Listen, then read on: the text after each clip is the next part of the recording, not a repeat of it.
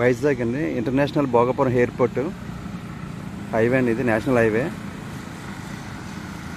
అండి. ఇది international airport Bhogapuram Savaravilli.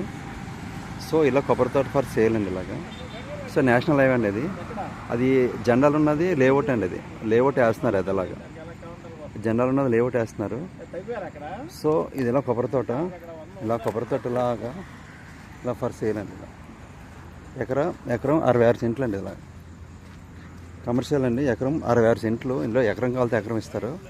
అలా ప్రహరీ చుట్టూ ప్రహరీ కూడా ఇలా కొబ్బరి తోట ఇలా కొబ్బరి తోట ఇలా ఫర్ సేల్ అండి. ఇలాగా రాము మధురవాడ రియల్ ఎస్టేట్.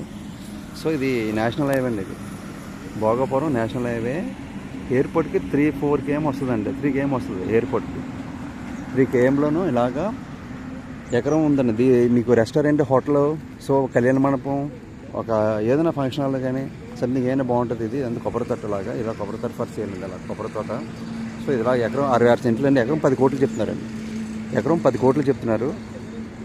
సో ఇది ఇలా ఎకరం ఫర్ సేల్. ఎకరం 66 సెంట్లు. ఇది గజాలు కనెక్ట్ లేదు, సెంట్లోనే ఉంది. సెంట్లో ఉందండి. ఇది ఇలాగా ఎకరం 66 సెంట్లు.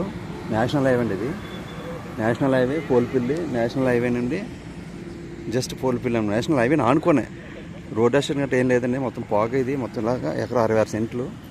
ఇలా కొబ్బరి తోట ఫర్ సేల్. నేషనల్ హైవే నుండి నేషనల్ హైవేని ఆనుకున్నాం సార్. ఇది కరెక్ట్ రోడ్డుకి ఎత్తులో ఉంది.